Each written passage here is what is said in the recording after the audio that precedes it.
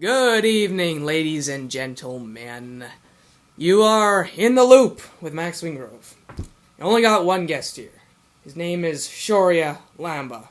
Does some dope-ass movie reviews. In fact, he did one today for Zombieland Double Tap. What's up, man? Hey, man, how you doing? I don't know. I mean, you saw me this entire day. I mean, yeah, how do you think I was doing? Do you think my emotional, stability was okay? You seem like a pretty happy guy until I show up, so... Yeah, you know. You got some bad blood. Anyways, guys, so today our discussion topic for the second episode of the In the Loop podcast is going to be our top 5 movie villains. So, we're going to do top 5? I think top 5 would be I have a top amount. 10, but I guess I have a top 15, but I think... Let's just do top 10. Okay, fine. So, yeah, top 10 movie villains. Yes. Speaking, but you just reminded me of something. Leave a like and subscribe if you will. If you want to. If you don't, be very sad. Be a sad man. And I might just quit. Yeah, dude, I'm like, only my like counts, so, You know what? Yeah. Who cares if you guys like something? If my boy over here likes it, it's all good, actually. That's I'll only like it because I'm in it. No, I'm checking. That's not true. Like it, please. And subscribe Well, before we actually content. get into these lists, I feel like people shouldn't have to say this anymore, but, I still feel the need to It's say our opinion. that opinions are subjective. Yeah, I mean, you sound like the Burger King foot lettuce guy. Opinions are Number subjective. 15. Opinions are subjective. Jesus. So yes, this is our opinion, and you know what? I think this is a better list to do than something else that It's a very interesting list because there's such a broad range of characters to talk about here. Yeah, I think most people can actually guess what number 1 would be. No one's guessing what my number 2 is, but we'll get there when we get there. Any of mine probably. Yeah. All right, so let's get cracking. We'll do your number 10 then mine. And... Yeah. All right. Why don't you? So I'll give you the honors, good sir, good friend. Okay, so I'm gonna start off with my number 10. So my number 10 is Mr. Hardy in The Dark Knight Rises, Bane. So yeah, basically in 2012 I didn't actually watch The Dark Knight Rises. I watched the Dark Knight. Loser. Yeah, I watched the Dark Knight trilogy as a whole way later. If that's actually better. And I'm kind of glad because I was probably too young at that point to really appreciate film on the level that I do now. So, but The Dark Knight Rises, obviously everyone was initially pissed because he's not comic accurate, but he's too good. His performance is top notch, and literally every single acting choice he makes is so perfect. It's so different, and it's weirdly terrifying. His voice has always been I don't know. At first I was this is probably gonna be something that's hilarious, but then the movie progresses and his voice becomes instantly super terrifying, and yeah. It is way more terrifying than say in the Arkham games when he's like, "He's mine, Padaso." Yeah. Who are you? It's just kind of it's almost like he's not even human. No, and he put on 30 pounds of muscle. Yeah. Holy shit! Oh my god! Not to mention, it also has to do with the directing of the film, and especially scenes like the one where he's fighting Batman with no music, which makes it all the more gritty and that monologue, man, it's forever one of my favorite monologues of all time. The light just blinding thing. Yeah. Anyway, okay. Is that all I got to say about Bane? I guess so. Oh, plus, his backstory and his tie to the characters is also pretty good. It's well thought out. He's the first kind of villain in that trilogy to really just break down Batman physically. So even Ra's al Ghul didn't do that, or Ra's al Ghul, or whatever. Yeah. All right, my number 10 is let's do quotes. Let's see. My number 10 is ooh, that's a bingo. Hans Landa. Hans Landa from Glorious Bastards. And I think, I have a confession. The first time I watched this movie, I'd heard that he was, just, period, one of the best villains ever. Or one of the best villains ever, period. I watched it, and I was like, oh, I didn't even notice him, really. I was just like, he's just your run-of-the-mill villain that monologues a lot. He starts monologuing, as Frozone said or whatever. But no, now that I've actually gained a brain, and I watched the movie for the second, third time, I was like, this guy, his charisma, he manages to be so inviting and so terrifying at the same time. Like, you don't necessarily... The movie scenes don't set up tension when he's around, but you still feel like something is going to happen. Like, he was eating that custard tart or peach tart, something like that. I felt intense, even though he was just eating a piece of cake or whatever it was, a pastry. So, he gets stuff done as well. Jew Hunter. It's just a name that stuck. Well, you know what? It stuck for a good reason, because he actually got stuff done. He didn't do the dirty work necessarily. Well, he did, actually, yeah. In that shoe scene. Oh, God, that's chilling. Yeah, anyway. On to your number 9, sir. My number 9 is a villain from my second favorite movie of all time. Ward and Norton from The Shawshank Redemption. Yes. Man, you just really... you really hate this guy. I mean, it's like... I can't even express how much, hate goes towards this guy from the audience when you watch this film, because you don't really know what to think of him when he first comes on screen. He's just kind of you're just kind of okay, he's the warden. In fact, he kind of seems like he would be more of, a nice guy compared to, because, you have Captain... he starts out as a nice guy. Yeah, because you have Captain Hadley, who's, beating up, the inmates and whatever. And then you just have Warden Norton kind of you should read the Bible. You should just, just relax. And, he's kind of, he seems very easygoing and whatever. And he seems almost like the person you're supposed to be comfortable with. Yeah. That will actually seems like the one person in jail who's going to be nice to Andy Dufresne. But no, it's the opposite. And the way he kind of has that arc, and it kind of really tricks the audience in that way, you realize how corrupt it is, Of course... It's kind of spoilery for The Shawshank Redemption, but you really should watch this film. It's my second favorite movie of all time. I think it's really well done. There's so much, all the characters in this film, they have a really good place, and Warden Norton is just, one of the many reasons a movie can get, it can go from 0 to 100 in intensity because of this guy, and, of course, like I said a billion times, you really hate him. I remember I think it's the part where, spoilers for all these movies, okay, spoiler warning. When what's the dude who learned how to read and learn how to do math and stuff? Tommy. Tommy. When he kills Tommy, right? Yeah. That's when it caught me off guard. I was like, this actually feels hopeless right now. Even though I knew it was going to happen, because that was my second time watching it, when I watched it recently, I was like, I know how this is going to end, but it still feels like nothing can go right, which, that's impressive. That's how you know a villain has really, stepped in your shade, stepped in the shade of this movie. Yeah, so number 9, for me, it's a controversial pick, because... This is based off a true story, and I gotta put it above everything else. I gotta be honest here, okay? These are bad people, and these are villains. So, you can say these are actual, real villains in our society. It's the Boston Bombers from Patriots Day. Okay, I'm not gonna apologize for that, but I'm not saying that this is a popcorn movie flick or anything, and that I'm saying I condone their actions as a villain, what You're they not did. saying that.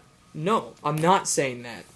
So I just think that how am I even gonna say this? They were human, and then in a second they were not. Just the way they were portrayed in the movie is you don't think it's not just because it's they're real people. It doesn't mean that like you can't think of them as great villains in the film because they are really what drive the movie. And Mark Wahlberg is great, but in a lot of these villains that we talk about, they're like a lot of them are fictional and non-fictional. It doesn't really matter. They're still all villains. They do bad things, and they all have these complex, things. They are like a lot of the reason that of why the movie is driven forward.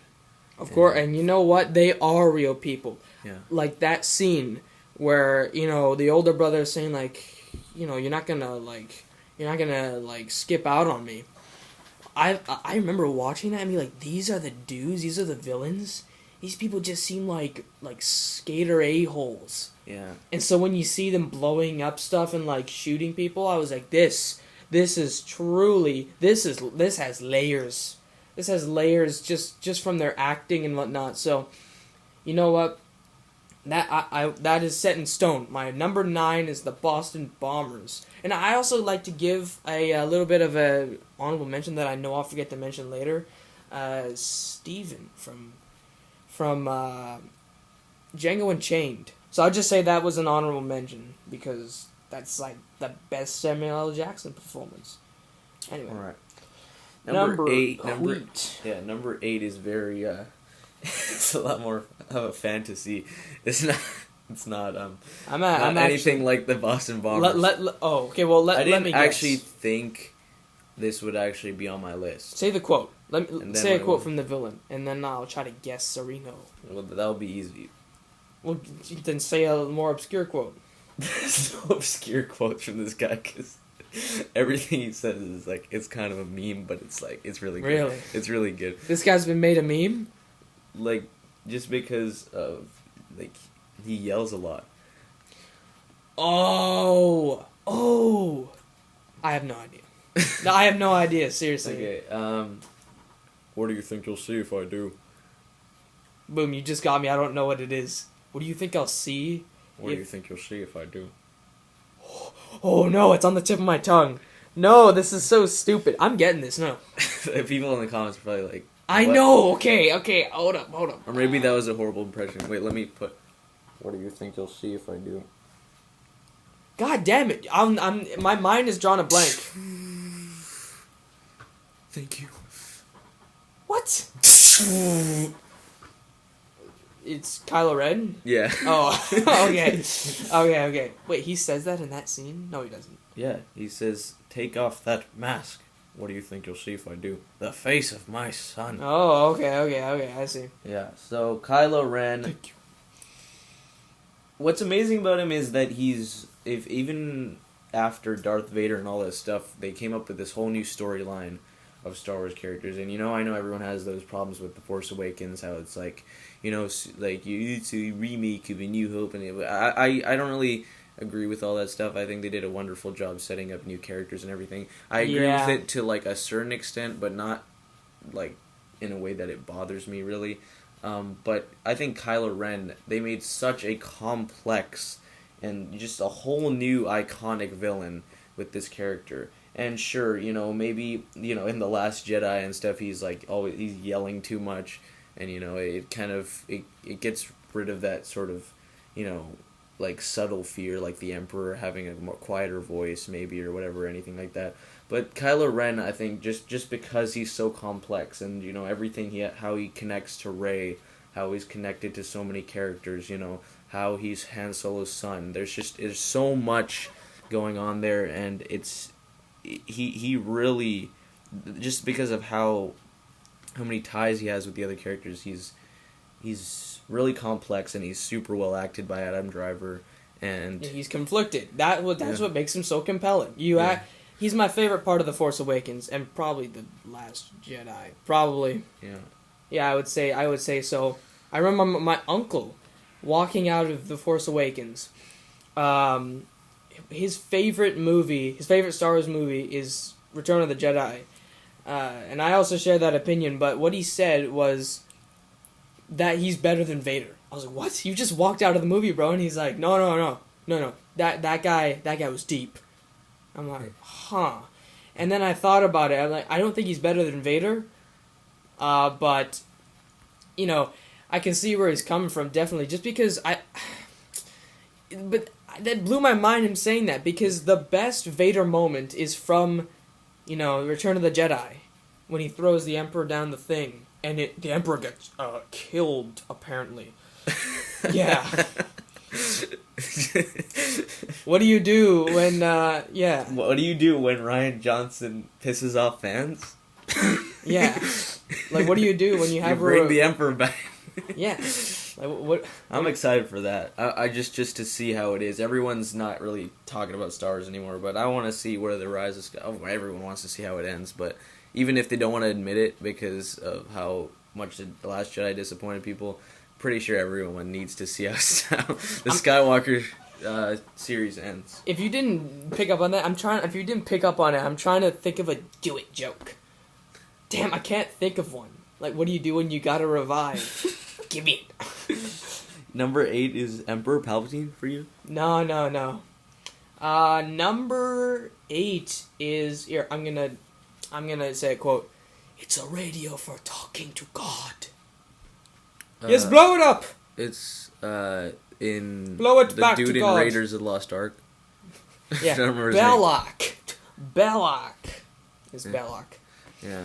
Yeah, you know what? I think this is mostly nostalgia, but I can't know. This guy has to be on this list. There's no way he's not. This guy has striking eyes, and he's not an overbearing villain. He's not a Bane. He's not a Vader. He's not even a Kylo Ren. He's almost on the same level as your other characters, but he always finds some way to stay ahead of Jones and all the other people, right? So, like, in the very first scene, oh no, I'm forgetting the quote, damn. As you can see, there is nothing that you cannot possess which I cannot take away. I'm pretty sure that's the quote. Sound off in the comments if it's not and brave me for that. But I think that's the quote. Yeah, so he's not subtle necessarily, but he's not like evil. He's just an a-hole who's very charismatic. I love what they do with him, like that, like him having a drink with Marion and stuff like that. He's in the movie a lot more and does a lot more, inner workings by like having a drink with someone, or just by having native friends like the Jovitos or whatever. It's so cool. So yeah, that's my stance on Belloc. And it's a lot of nostalgia takes over with that as one with that one as well. But anyway, that's my number 8.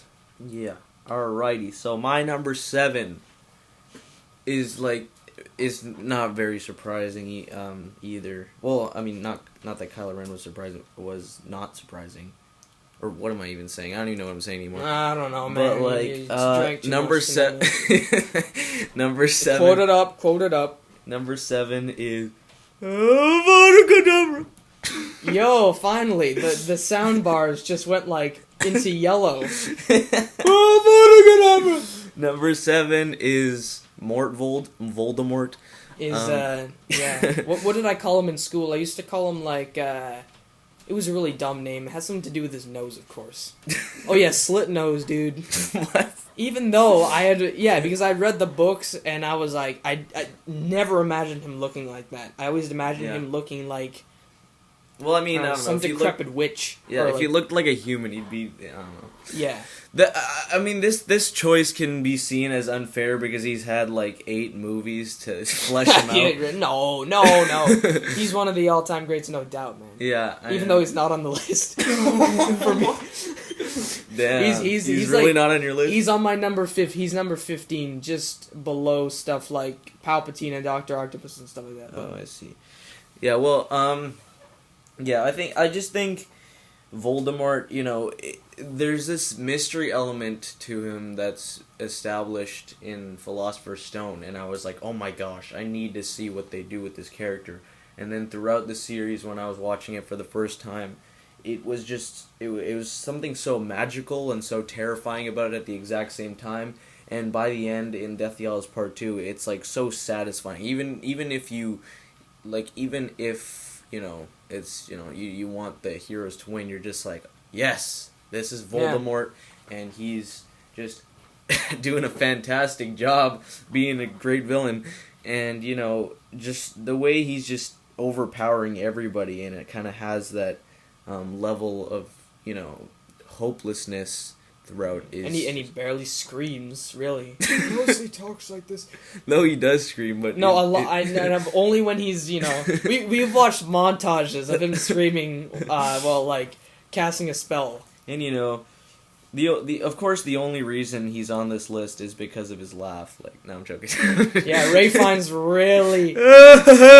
Hey, yo, that went into the yellow again.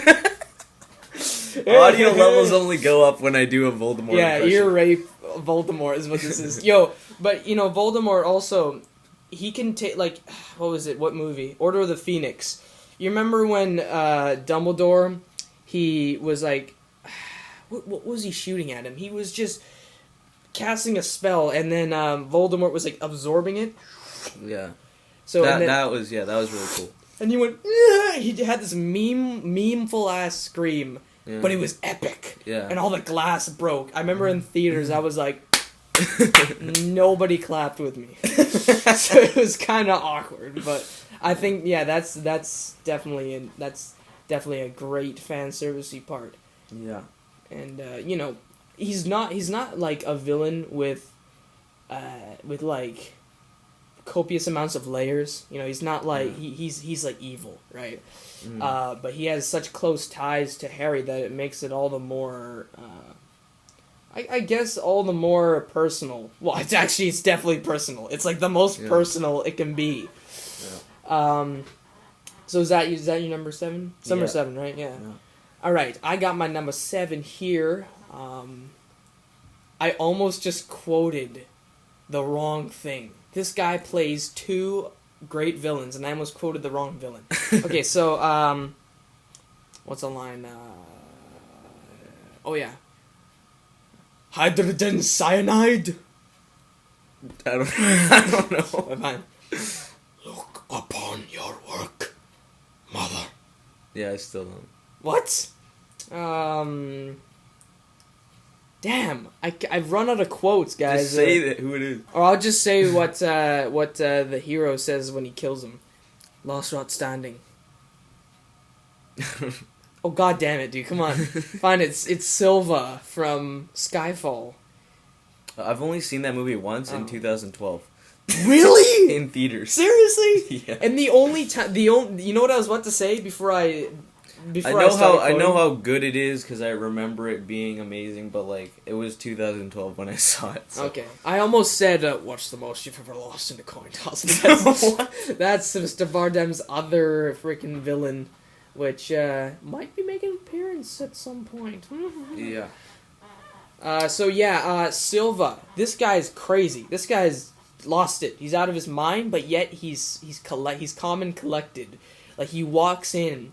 And there's that one take monologue of him strolling down the aisle, I guess, or the whatever it is, in like a nice cream colored suit, and I think he has a really creepy charisma that I can't get enough of. Like the cell scene, you know, he's in that glass cell talking to M. That's I would say that's probably one of my favorite villain scenes ever. It's so good. Like the way when M walks away and he starts laughing. It's just when stuff happens you don't expect it because he's a calm and collected villain. So when stuff happens you're like, oh damn. Like when he shoots the girl and then he's just so what do you I won, what do you think, or whatever the quote is. Yeah. You know, he's just off the rails because he can do whatever the hell he wants. So he's gonna do crazy stuff. So he's a terrorist for sure, but he's not verbose. He can take control with minimal.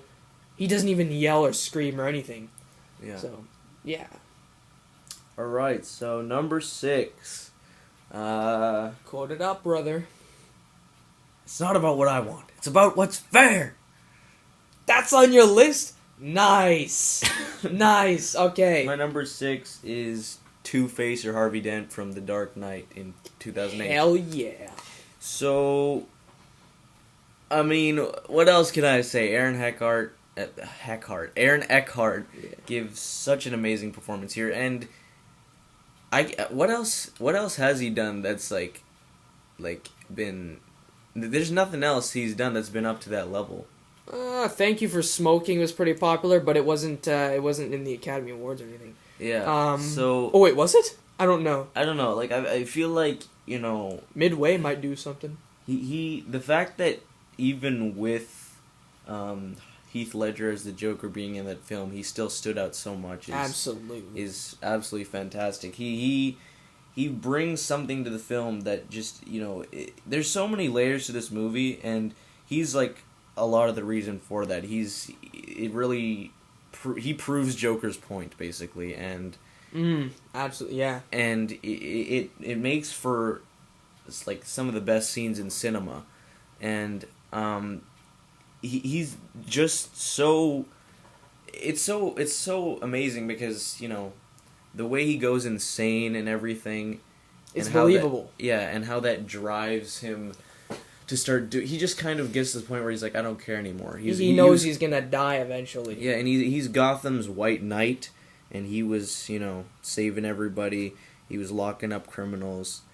And then he lost his love, and, things... You're about to cry, things went in the wrong direction for him. And it's such great storytelling. And it seems like such a simple thing. Everything's going right, something goes wrong, then you go insane. Yeah. But it's like, it's done so well in such a mature and brutally realistic way. Oh, absolutely. And by the end, you're just...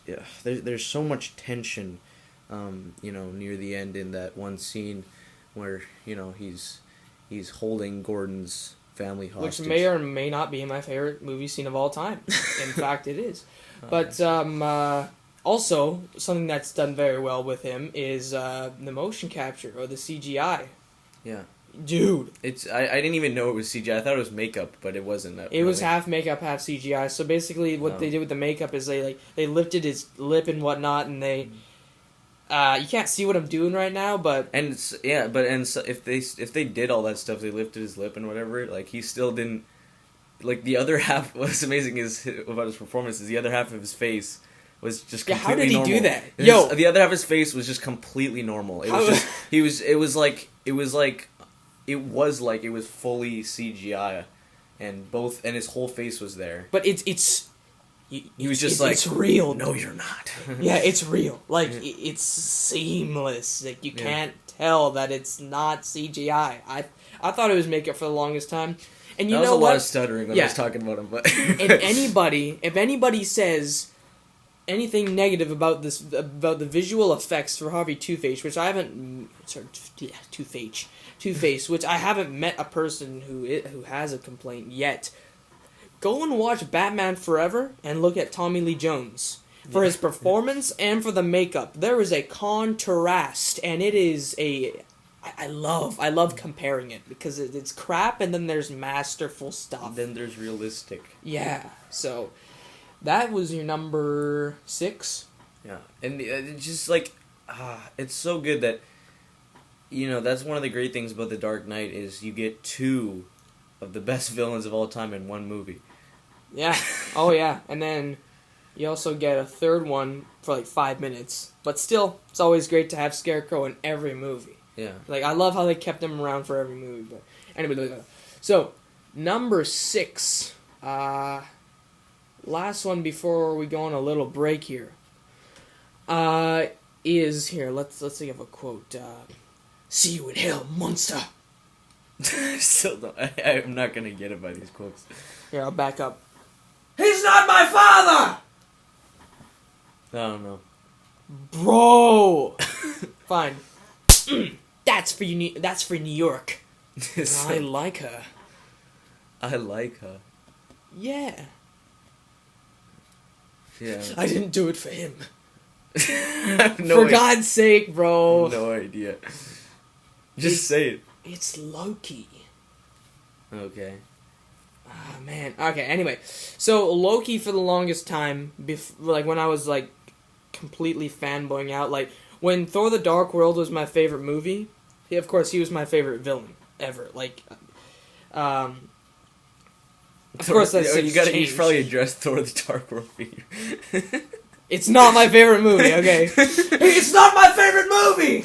You should probably address, we both really like Thor: The Dark World, and we don't think it's like one of the best movies ever or anything, or even one of the best MCU films. You were saying that like it was. It's not. Yeah, no, we don't think it's like even one of the best MCU films or anything. Not anymore. No. No, we did when we were younger, but we still really like the movie, and opinions are subjective, so let's move on. Right. Okay, so Loki. I mean, what more can you say about Loki? Yeah, he's just. I've mentioned charisma a lot, but damn, like, does he have it? He could charm any chick. He's so methodical. He's so methodical, and you never know what he's thinking, even though he's probably thinking about betraying someone. I think in Ragnarok he turned out to be a bit of a joke. In Ragnarok, he was no longer a villain. He was more of just, so like a he was a punk. He was like a. He was a prankster. He was kind of helping. Yeah. So he was. But he was used a lot for comedy. Yeah. So I think like the character arc is good, like for where the characters were supposed to go, but you can see the difference between 2012. He's taken over New York, and he's getting shocked on the floor in Thor Ragnarok for like 30 minutes with that shocker like necklace, or not necklace, that neck thing. You know what I'm talking about? Mm-hmm. And that's just because Thor Ragnarok was so comedy forward. But no, Loki, I was terrified of him. Like I remember, like my brother even was too. He had to step out of the theater and like push past me back in 2012 when we were watching the Avengers. So. He can be terrifying. He can even seem like a friend. You like this guy a lot. He's like one of the most likable villains ever. What are you laughing about? It's true. Yeah, because it's funny. It is. Yeah. Like especially like when they're like in Thor: The Dark World when Thor and him are like trying to escape Asgard. Yeah. The banter is so good. Like when they're driving into the mountain, he's like, "Are you mad?" He's like, "Possibly." It's just it's non-stop amazing. Kind of. It's not like a buddy cop thing, but it's like some of the best chemistry for a brother and brother situation. What the hell am I trying to say? Brother and brother thing. Like they really pull it off, and he's like he does a great job. Is what I'm trying to say. Yeah. All right, so number 5. Wait. Just before we get to our number 5s, we're gonna have a little bit of a short break here, and this podcast is brought to you by nobody. But I'm gonna play a song as if it were. Cast is brought to you by my non-existent girlfriend. What? No. This is brought to you by let's get some sponsorships. Let's hit up Red Link. Let's hit up Cody and Noel. Let's hit up the Weekly Planet. I'm calling up TMG right now. So yeah, okay, yeah, we'll be back in a second.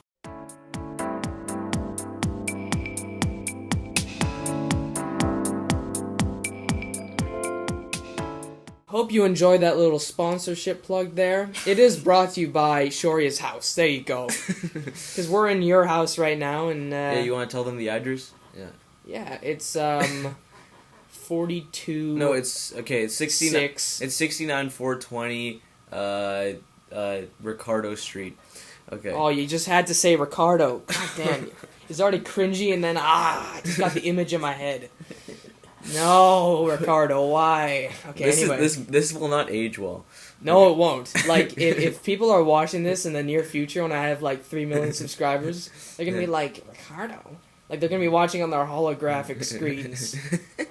Ricardo sounds like an old He's fart. like, my son's, like, cruising around in his jetpack, and he's like, what the hell is Ricardo? Right. In his jetpack, and then he accidentally collides with, like, a spaceship. Okay, anyways, let's move on. Number 5. Number 5. You've already mentioned it, but it's Hans Landa.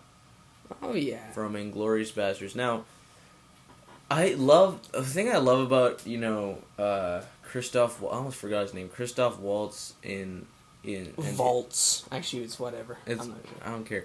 The thing that I love about Christoph Waltz and his acting range is like, you take a look at like his performance in Django Unchained, where he's such a good guy, and in Inglourious Basterds when he's like such a terrible person.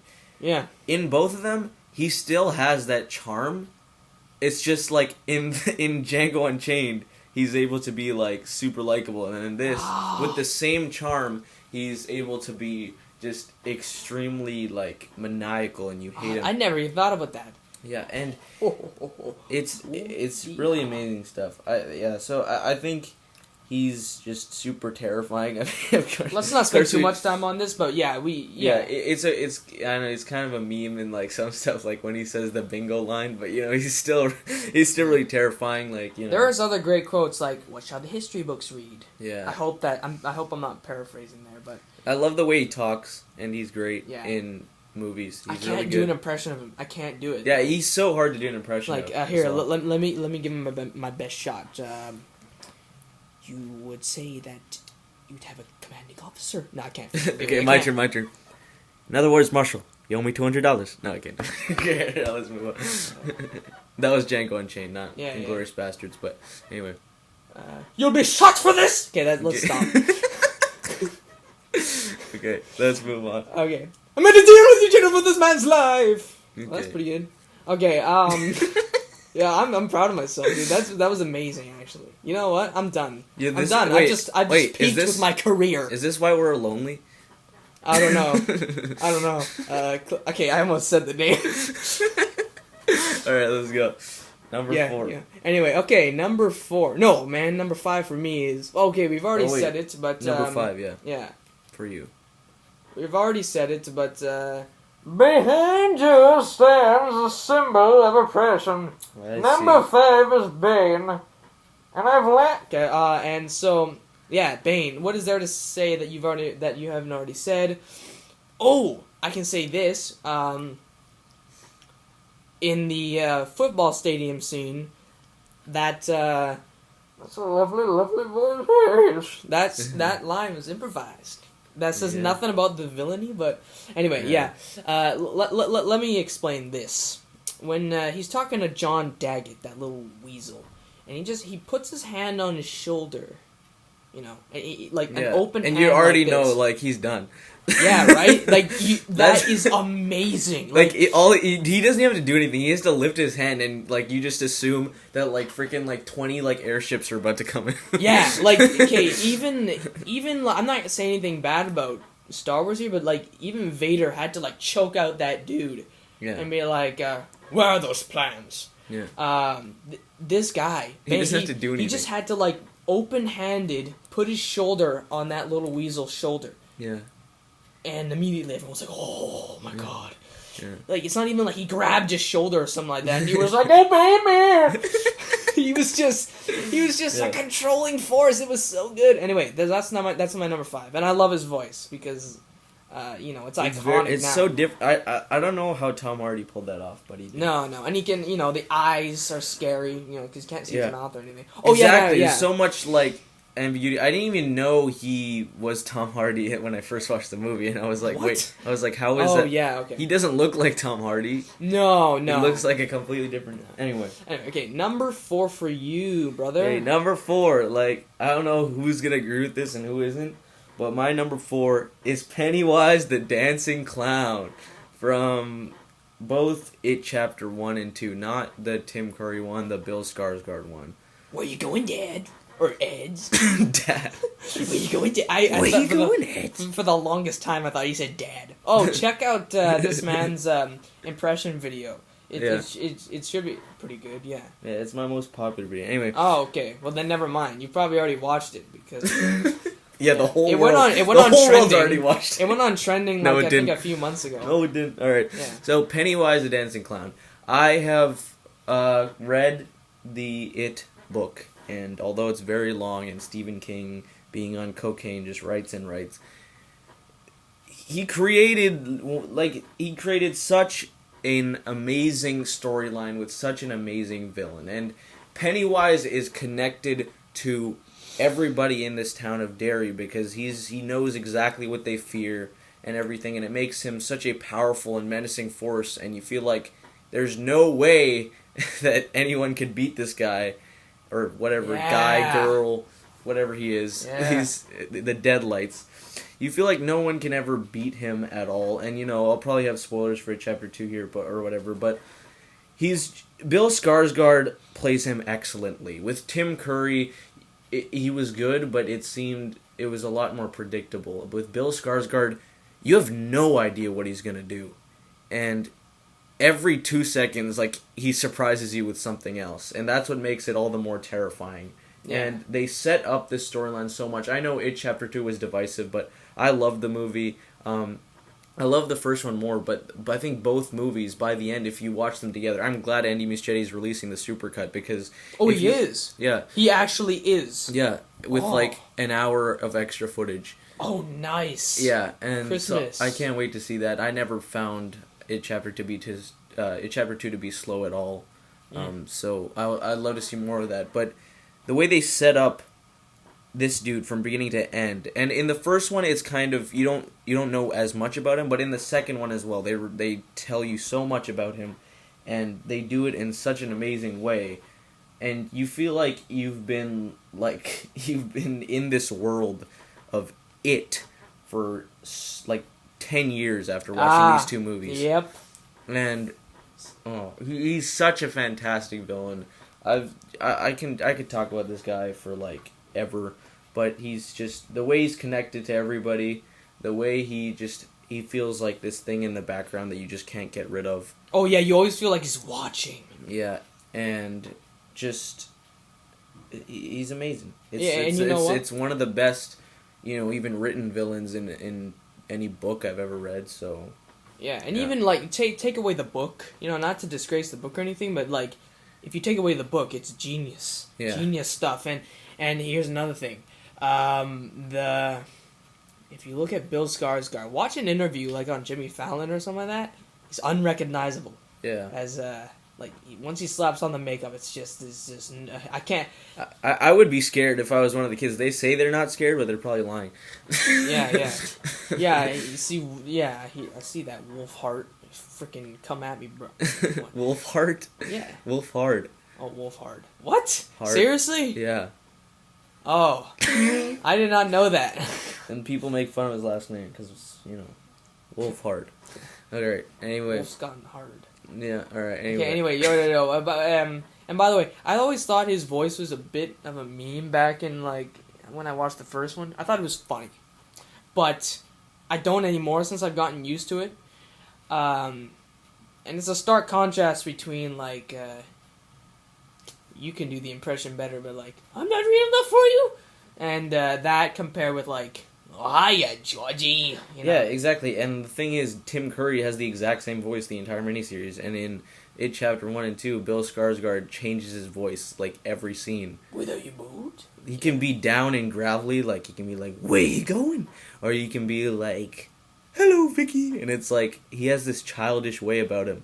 Oh, yeah. And it's he's childish, but then he's a monster, and it's amazing. Yeah. Okay. Number 4 for me is, I hope they remember you. No, actually, Thanos! Okay, I know, but what's a better quote?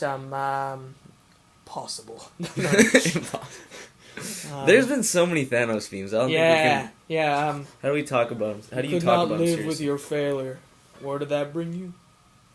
Back to me. Yeah. Anyway, Thanos. I think in Infinity War, I think in Infinity War, it's Thanos' movie, right? So, in Endgame, it's more an addition to, the greatness that Thanos leaves. I would say, yeah. I think I liked Loki a little bit better right after I watched Infinity War, and then I watched Infinity War 79 more billion times, and I was like, no, never mind. Thanos, I almost feel like I can't express how much I love this character now, because in his eyes, he's the hero. He doesn't kill unless he needs to, when he turned Drax into blocks and Mantis into, a slinky or whatever. If it's the other way around, whatever. So he's not just a maniac. I mean, he is, but he's not like he has morals. That is so good. He has morals. And he's somehow they made him even better in Endgame. Really? Yeah, I think. Oh, you mean like they added on to the character? They added way more. Yeah. Oh, okay. He was just like, in Infinity War. He was like, half of the population. In Endgame, he was just like, screw this. Everyone should die. Well, and it was so good because it's like on Earth, now we know. On Earth, he realized he's like, wait, what am I doing? Like, if half the people die, the other half are like gonna be like annoying me. So like, really? Okay, that's not how I saw it, but. I thought he was. That's what he said. He was going to keep going and then just destroy Earth. He said, "You've now shown me that, He said the quote. He said, I can't remember the quote, but he said something like, "You have shown me that you can't be, that the half that existed can't be at rest with the other half gone. So I'll have to create a new planet." Oh, you are correct. Yeah. You are correct, sir. No, actually, so. And I think the line in Endgame where I was like, dude, this guy he's the best, is when he said, like, what I'm about to do to your small, annoying little planet, I'm going to enjoy it very, very much. I was like, dude, this guy he does not give two shits. It's so good because he could just, you already know he's a deeper villain. And then when you see him just about to unleash carnage and he said that awesome line, I was like, He could be considered a hero, but when he goes into villain mode, he brings it. He absolutely brings it. He's unstoppable, and like in the scene where he's looking at Nebula's files, he just seems so unstoppable because even though he sees his head get cut off in the recording that he was watching, he didn't care. He was like, that is destiny. I thought of Killmonger as the best MCU villain after Infinity War, and then I watched Endgame, and I was like, yeah, I know Thanos is the best MCU villain. Yeah, no, so I think, there's another honorable mention is Killmonger, but I think my two favorite Marvel scenes, he's in one of them. Him killing Gamora is one of them, because he cries. He frickin' cries. Like, bruh, that's so good. Having that hulking mass, like, cry because of the person he raised. So, that, and then when Captain America and Iron Man fight, those are my two favorite scenes. Yeah. Yeah, so I would, I could go on about Thanos for so long, but I'm not gonna, because we got a time limit here, people. Yeah. So, anyway. So, my number... Troy's. Yeah, my number... What? Troy's, that's white girl French. Dux Troy's. My number 3 Catra. is pumpkin spice latte. No, okay. You just had a pumpkin spice latte. Is that why you said that? No, because that's a white girl thing. Oh. Okay, so... The baristas today were so slow with your frap. I remember that. Okay, so number 3 is Anton Chigurh from No Country for Old Men. I don't know how many people actually saw this movie if you're not a movie lover, but... a lot of people saw, but not... Okay, around our generation. Generation Z or Z. Yeah. Yeah. If you're a huge movie fan and you're like, bro, what?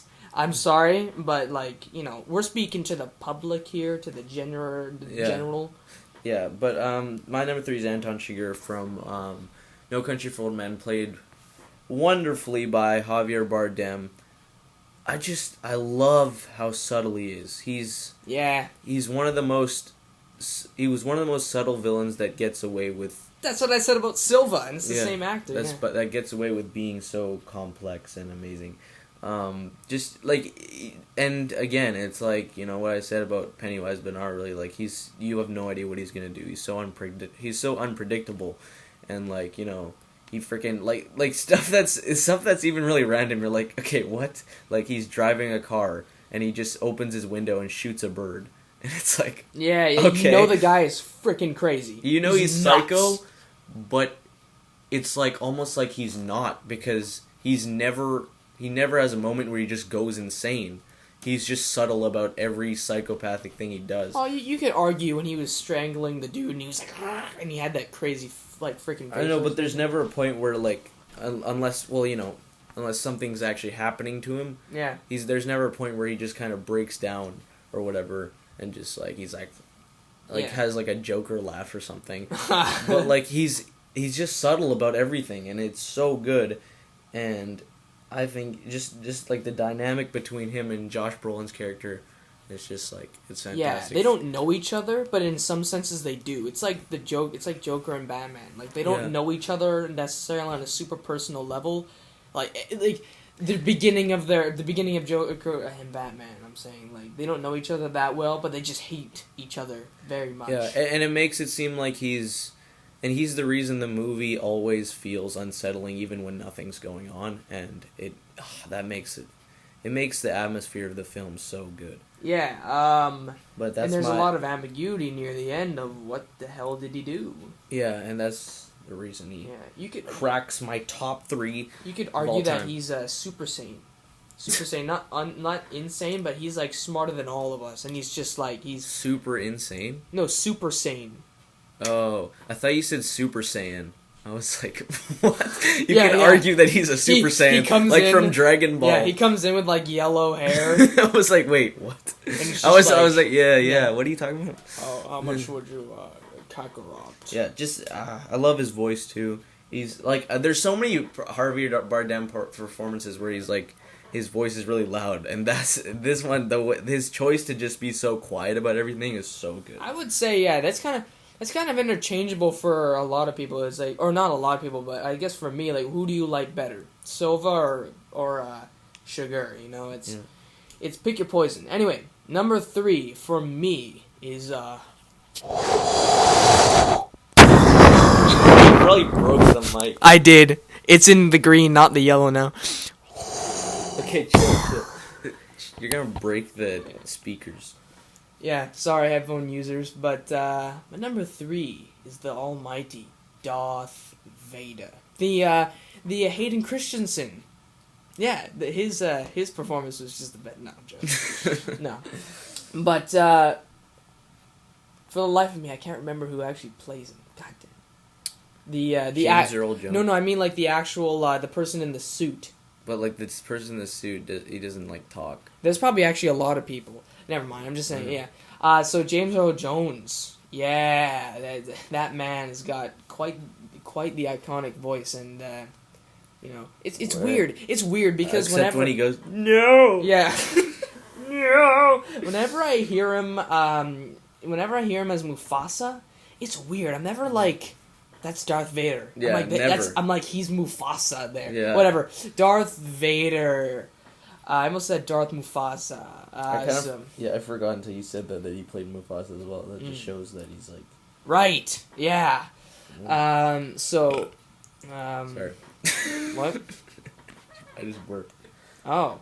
This is brought to you by Shorya Lamba's, gastrointestines. Okay, anyway, so... what was I doing again? Oh yeah, Darth Vader. So everything from that red lightsaber to the iconic mask, there's nothing more to say about Vader.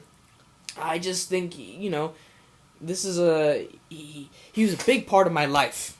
He's the first villain I ever saw, ever. Like when my dad put in New Hope for the very first time, or just Star Wars, whatever.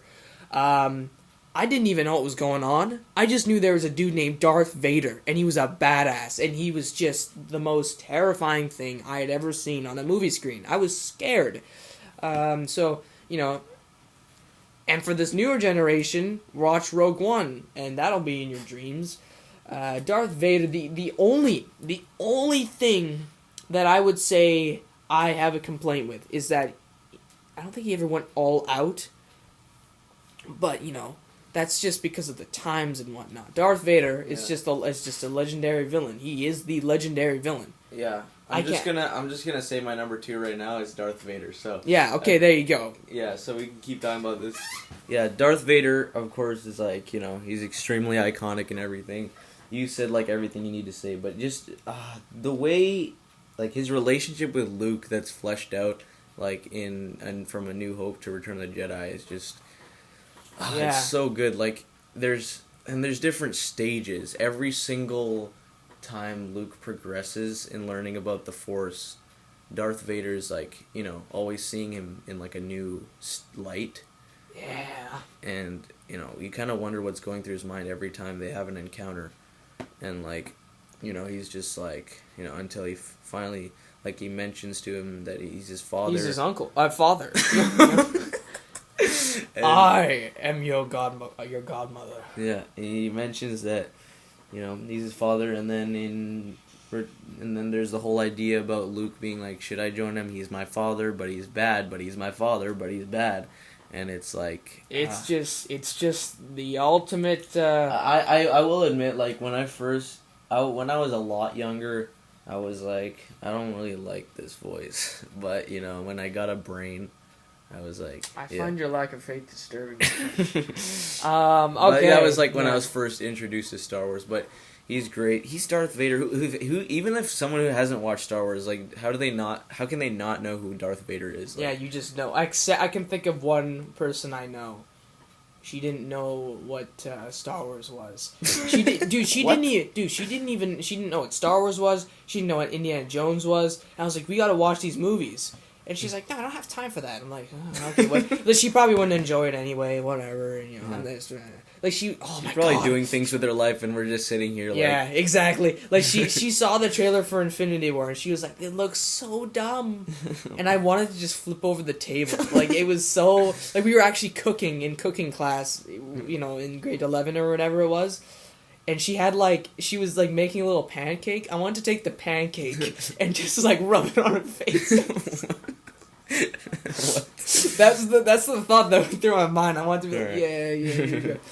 Number two. You already said. No, I didn't. Oh. Number 2. Oh yeah. Is a very two-faced. Shut up. We've already talked in length about Harvey Dent, but I remember the time when we were actually counting our list down just by ourselves. You're like, that's number 2. I'm like, yeah. I agree. I think he's a bit too high, in like if you're speaking like, you know, analytically or something like that. But I can't not put him at number 2. I'm sorry. It's just my brain. I would just have a window shut down. It's just not gonna work. You know, I think it was my dad. He was just like, I didn't like Two-Face, and I said, why? And he's just like, he lost his wife or his girl or whatever, and then he just went nuts. I'm like, dude, that's not it, though. He also just got broken down by society. He can't trust anyone. He got blown up by his own people, by his cops. He can't trust anyone. No. He lost his girlfriend. He lost half his face. He's pissed off about Gordon, Yeah. because he thought Gordon was dead. No, never mind. He didn't think Gordon was dead, but he was just generally pissed. he was mad, and he was gonna die soon. Like when Gordon was like, they told me you're in agonizing pain, but you're not accepting medication. Well, it's because he was like, you know what? I'm gonna go and hunt down the people that wronged me, and then let this infection eat me away. And he's in my favorite movie scene of all time, the end of The Dark Knight. Some of the best dialogue I've ever heard. That's interesting. It's not the interrogation scene for you. No, exactly. Yeah, I know. But you know what? I think also the reason he's my number 2, my number 1 reason, is his ties to every other character. His relationship with Gordon and Batman. They're the trifecta. And he's honestly the most interesting part of it. Just because he's the White Knight. He was all holy, but you always knew he was hardened, and you always feel like he could snap. You know. No, actually, that's not true. You always felt like he was. I don't know. There was something about him when I was watching the movie. Even though I knew he was going to turn into Two-Face because he was Harvey Dent or whatever, something in his performance led me to believe that he was on the road to becoming a villain. Not just because he said that quote, but something about it. Yeah. A little nuance that Mr. Aaron Eckhart had. Yeah, so we can both say our number 1s because we have the same number 1. No, we don't. Mine's the broomstick dude from the Magic Yeah, mine's School Rainbow Bus. Dash from My Little Pony. No, okay. How is that? Yeah, is Rainbow Dash a villain? Conspiracy theory? Yeah. Okay. Yeah. our number ones is the other thing in the dark. The other, really terrible performance in the Dark Knight. Yeah, no, just an absolute cringe fest of a performance. Yeah, Heath Ledger as the Joker is obviously a fantastic villain, and he's both of our number one villains of all time. Now, yeah, we should just stop here because everyone knows what the hell we're gonna say. Everyone knows, and well, I could put Joaquin Phoenix on this list, but he's a hero of his movie, so I don't know where he would go, and I don't know. He's not. Okay, whoa! Do not get into that, please. No. But I after seeing Joaquin Phoenix, I was like, yo, what's good? Like, I need time to process that. But this guy is the best villain of all time. Heath Ledger. I mean, it's not even if he wasn't okay. I know people hold him to this high standard because of, the tragedy that happened to Heath Ledger. And it's not... I feel like even if that didn't happen... he would still win an Oscar for that. Yeah. And if not, the Oscars are stupid. And, yeah, they are. He's everything about his performance seems so real, which makes sense of what happened. Yeah. But, it's so natural, and somehow he knows exactly what to do, and it's, the unpredictability. I keep bringing up unpredictability, but he's so unpredictable, I think we like his performance and that movie just because, there's some stuff in that movie I can't explain why I like it. Also, the fact, he changes his voice throughout it, too, and it's Yeah. He can... It's the same thing like Pennywise. maybe Bill Skarsgård got inspiration from him making his voice gravelly and then making it, high. He could be like, how many of your friends have I killed? And then he could be like, woo-hoo-hoo! Yeah, there's a huge, build-up here. And, his laugh, of course, is... it's fantastic. Too good. It's so amazing how... And because of him, we're always, looking at new actors that have been cast in roles like this, and we're like, let's give it the benefit of the doubt because, we remember Heath Ledger, everyone thought he wasn't going to be good, and then he ended up being great. Actually, I don't think anybody thought he was not going to be good, I just think, no, everyone did, dude. Everyone... Okay, from what I can remember, everybody just didn't know what the hell was going on. Yeah, when he was first cast, everyone was like, what do you mean? The guy from this? Sure, Ulrich von Liechtenstein and the, 10 Reasons Why I Hate You. Is he from that movie? I'm sorry if he's not, but Brokeback Mountain or whatever, yeah. And just the way his makeup is all in some scenes not even fully on, it's it makes it so much more realistic. Yeah. It's a lot of his is not on his forehead. Yeah, or on his hands or whatever it is. He's not... Okay, I'll say this. He's not a Thanos. He's like Voldemort because he doesn't have emotional ties to the other characters. He doesn't have a super long backstory. He has 15 backstories, right? I'm glad he doesn't have that much of an origin. I'm glad his origin isn't falling into a tub of acid in Jack, because that is an iconic Joker origin, but I don't think it would work at all for the Dark Knight. You know what? I don't want to say this, but you could argue that Ledger's Joker is surface level almost, but for what this needed to be, it's the Joker, right? It's just perfect. And you know what? Scrap all the comics. I said this already, but just take away the comics. Pretend this is just its own movie. This is, I think, did I put this at number 1? No, I put it at number 2 or something. This is my favorite camaraderie between two leads, between a supporting actor and an actor. Christian Bale's Batman and his Joker. It's just, they don't know each other that well at all. Batman was just him again, or whatever. And then they just meet up. And it seems like they've known each other for years. Yeah. They're destined to do this forever. It's so good how seamless it is. I think also part of that is because, they're the iconic hero and villain that we already know. Yeah, of course. But it's... Do you know what I mean? It's just... It's so great that they can establish such a complex banter, camaraderie between each other. It's just... I've never seen anything like that in a movie. I've seen it in the comics, but there's just something... It's almost like it's on a cosmic level. I can't explain how many layers and what the complexities is between those two characters. There's just... They don't say things to each other. Like when he said, like, hit me, hit me, hit me, and Batman just screamed. They both knew what exactly they were thinking. Batman was thinking, crap, he knows my one rule, and Joker didn't even have to say, I know your one rule. Yeah, he and Heath Ledger, like, Jack Nicholson was good, and then when Heath Ledger came out, it started this string of, now we can cast a bunch of Jokers, because Jokers can be all different, and, it's everyone just looks back at Heath Ledger like, no one can beat this guy. I don't know if anything's gonna, man. That's almost sad, but not sad because, like, no one can act or anything. I'm just saying because I don't think we'll ever get a better movie villain. I'm saying it here. Before I die, there will be nothing. Prove me wrong, cinema. Prove me wrong. Yeah. I just think he's... it's so iconic. You can't... Every time you watch The Dark Knight, you can't... There's no way you can get tired of his performance. You always... Every single time you watch the movie, you always get something new out of it, and you're always like... How? How is he so good? Yeah, like when you, me, and Vito were watching it, I was like, shout out to Forza Napoli 17. Yeah. When we were watching it, I was just like, I've seen this before, so I'm just waiting for Vito's reactions. I got so sucked into the movie again. Like, I forgot that you guys were in the room. I was just like, yeah, you didn't mention drooling. You didn't mention also The Dark Knight is your favorite movie of all time. Yeah, so if I ever do a top 10, you'll know what it is if you've listened to this hour-long podcast, but... Still, it's magical. It's magic. It's the magic of cinema. Yeah.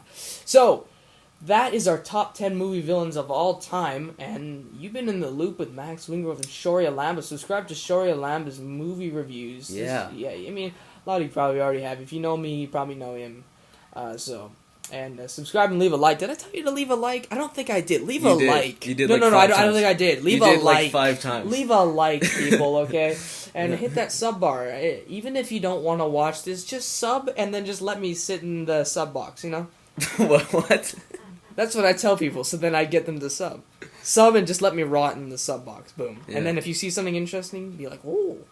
So anyway, thank you for listening, and I will see you guys next time in the loop.